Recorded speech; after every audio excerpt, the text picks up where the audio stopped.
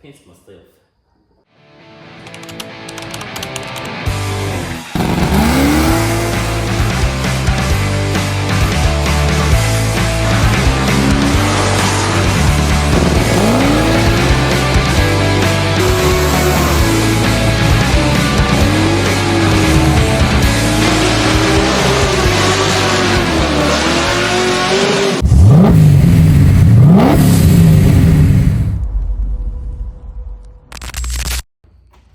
What's going on, everybody? We've got our next project. Check that beauty out. You're gonna trip me. What we've got here is a 85 or 86 Yamaha Maxum XJ650. I believe I said that right. I really don't know nothing about these old Japanese bikes, but we're gonna take it. We're gonna do some tasteful modifications and turn this thing into a bobber and see if we can't have something fun to drive. I had a Harley street bob for a long time, for a while, and I miss having something to ride. So my thought is we're gonna go with a shorter shock, white wall tires, go to a single seat, shorten the back part of the frame, put a different fender on it, maybe some different handlebars. I don't know about lowering the front yet or not. We might just lower the rear, do some different exhaust, and see if we can't make this thing into a fun little bobber. So this is gonna be a slow progress kind of job, because this is not something that's like real priority. The real priority is getting this 72 done and getting the transmission back in my truck so I can start racing it, making a little bit more content with it, have some fun with it while it's starting to get warm. So I'll just progress as this project goes on throughout the months. So still a little disassembly on it. Like I said, I've never had one of these bikes apart, so I really don't know what to expect. And I really don't know how far I want to go into the modifications of it, because I really don't want to take a bunch of stuff off. I don't want to cut it up. So I'm thinking we'll take off this luggage carrier, take off all the chrome trim pieces, cut the frame right at the joint, get this extended part off, maybe connect it back, maybe just cap it. I've seen it done both ways. I watched a couple videos on guys modifying these bikes. Get rid of the wide turn signals, maybe go to like a strip. But I do know the carbs need cleaned or adjusted. I did have this bike running about 3 years ago, and it seemed to run fine. I'm pretty sure the choke doesn't. Oh, yeah, the choke actually works. Pretty cool, pretty cool. If you don't know the chokes on these old bikes, but I didn't think it worked, but you can see the choke moving right there. So that's pretty cool. I know it needs, I'll probably do, I don't know, depending on how low the single seat goes, I'll probably put some raised handlebars, maybe like 1 or 2 inch raised handlebars, because these, I don't know, they might work once I get the seat lowered, because right now you have to like kind of lean over almost like a crotch rocket as tall as I am to reach the handlebars. Get rid of these crash bars. Maybe do something with the front turn signals. Maybe black out the front fender, black everything out, do a badge delete, put some pinstriping on it. Actually, I don't even know if I can get this gas tank, if this key opens this gas tank. Hey, it does. Maybe. Yeah, all right, cool. I'm gonna leave that open because I need to pull the fuel out of that. So let's start with, I guess we'll start with this luggage rack. It's like a 21 or 22.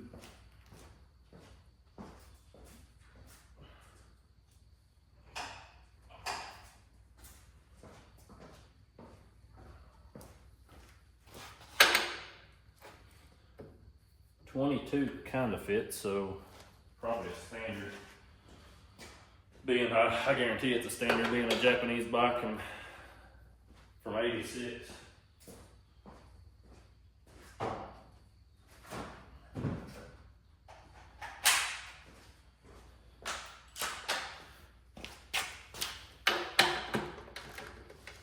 If it's the other side, okay, there we go.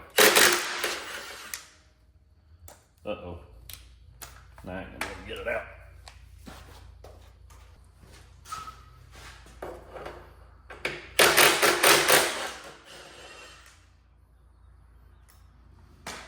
Get stuck.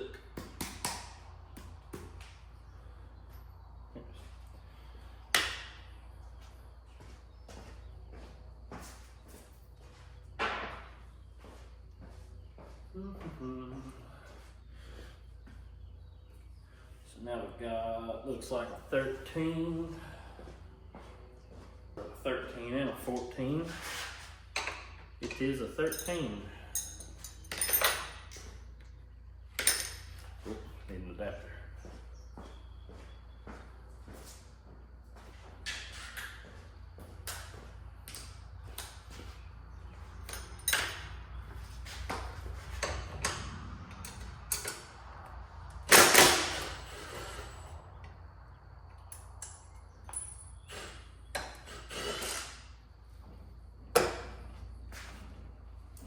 Keep all the hardware together. Try to be a little bit more conscious about taking stuff apart.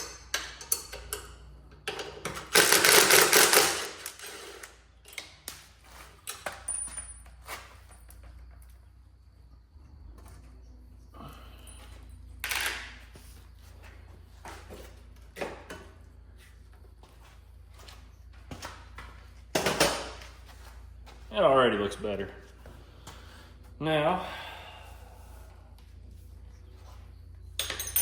let's see, it's an Allen head. I don't know if it's,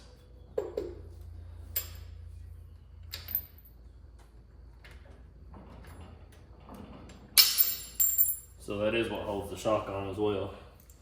That's good to know. We're gonna be relocating the shock anyways, probably to here, unless I'll have to measure this shock. I'm pretty sure you can put like Sportster shocks or I don't know, 10 or 11 inch shock on here to lower it the right amount. But let's see if I can find an Allen wrench. Aha.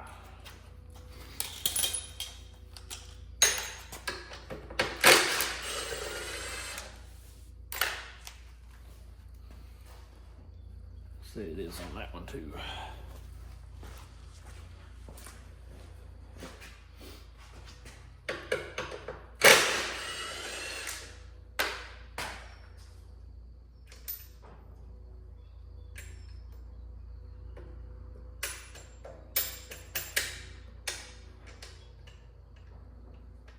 Get that one. That looks like a 15 or 14. I brought a 14 with me. Is a 14? Turn signal's a little bit in the way, but let's see if we can finagle it off. Yeah.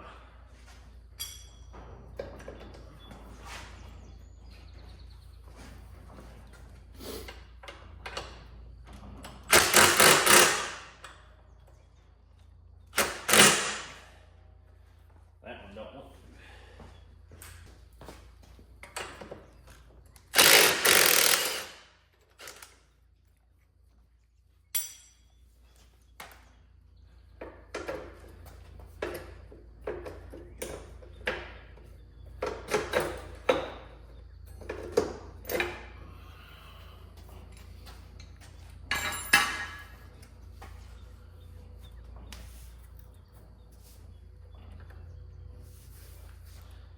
Yeah, I say we could leave that shock right there and just go to a shorter shock.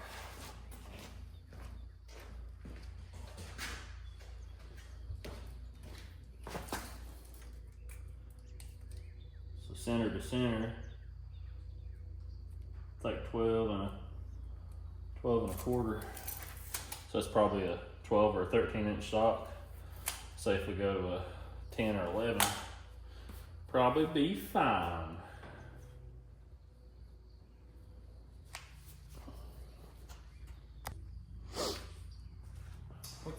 let's see.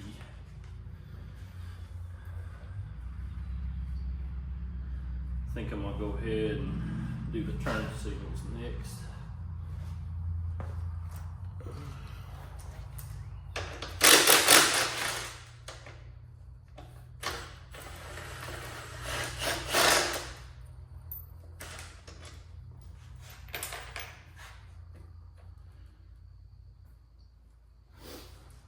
Need to tape and mark what's what on the turn signals. That way I know which side's which. And they're both 2-wire. So we've got, okay, so brake turns. So that shouldn't be no problem to wire in. I hate to cut it. It looks like that wire runs into it, it's made into it. So we're gonna mark it, cut it.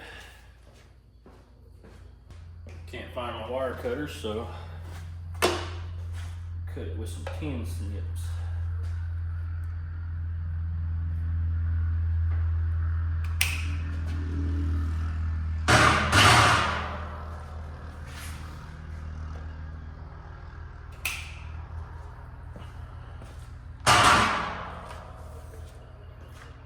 Now, take a little painter's tape, pull these wires out.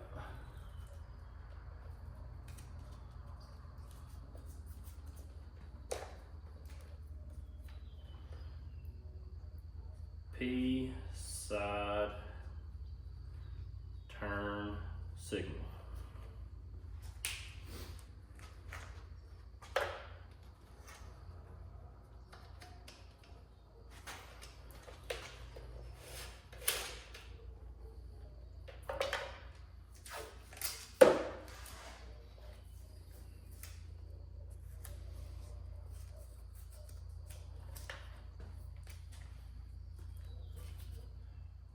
D side turn signal. All right. Turn signals are marked. Looks like the brake light goes through the fender well.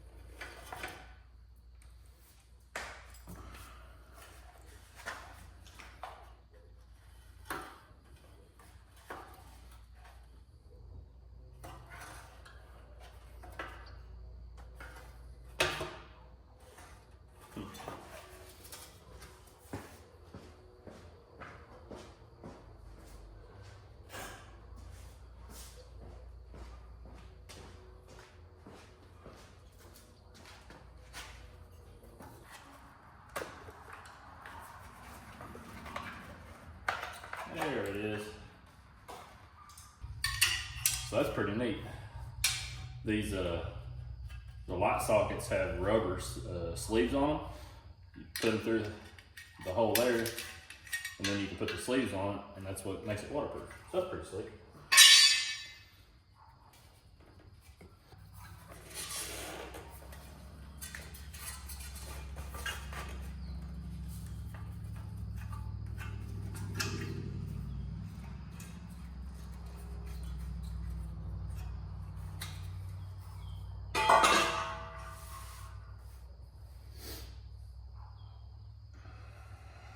So blue and black. I'll just keep all this because I know the big ones, the 3 wires, the brake light, the other one's the tag light.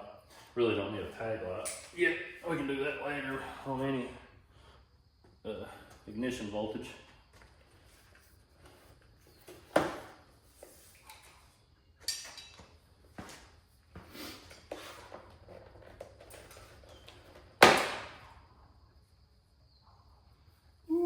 cluster of wires right there. All right. That's just plastic. What about that?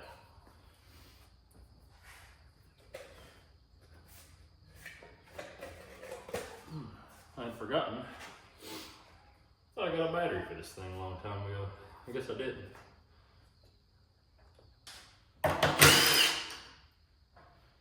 Keep that right there. Well, no, that's the fuel tank.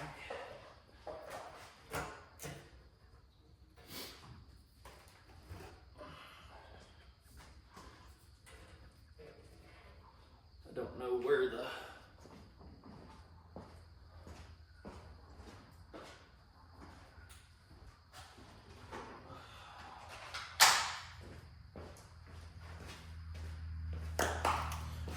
fuel line goes right there. I assume it just lifts off. Nope.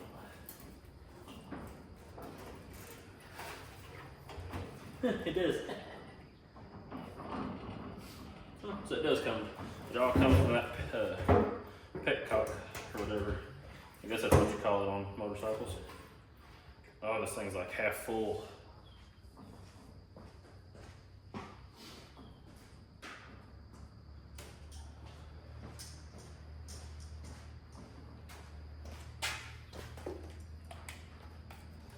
Oh yeah, she's a little leaky. That's gonna be fun. I'm guessing that's the vacuum line. Ow! Pinched myself.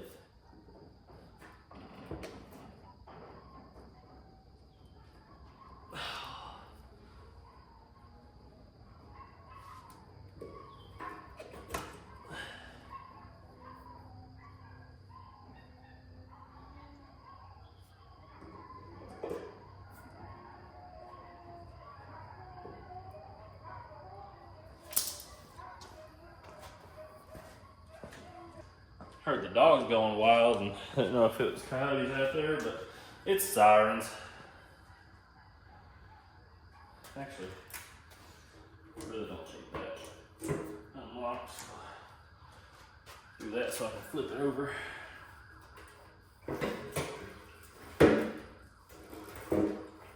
She's gonna leak all over the place too. Guarantee it.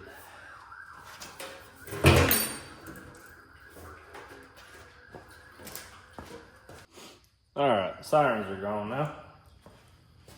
So we've got the fuel tank off, seats off, rear fenders off. The plastic rest of the fender, I'll have to figure out how to get that off here in a minute. So now I can bring you guys in here and show you what I was talking about in these boots. So it's got some roadkill vice grip modifications, a little bit of black duct tape.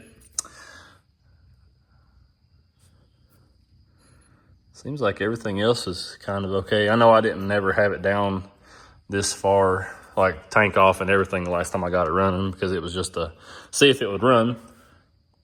But let's see.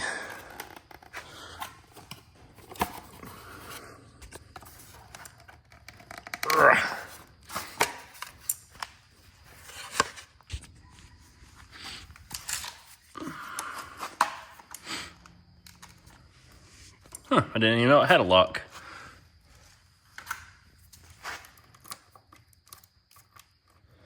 Huh, that's pretty cool. You can lock it to, I guess, lock it to something. Pretty slick. So, let's see. As you can tell, I have no idea what I'm looking at. I don't know the first thing about motorcycles, besides I like riding them.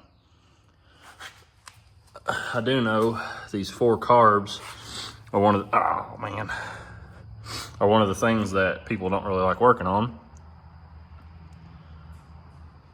There's the throttle cable. See if it, oh,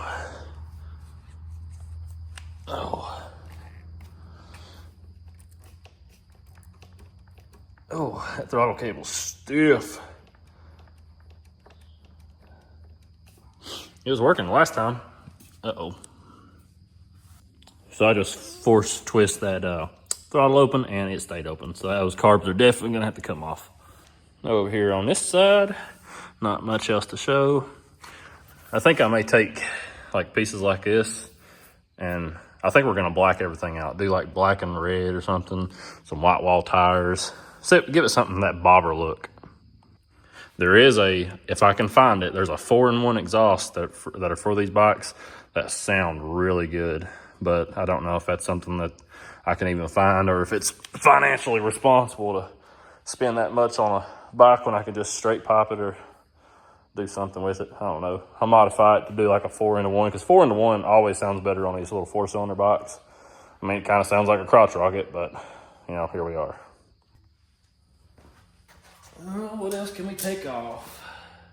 I guess we can take off these little plastic covers and start getting to the carbs.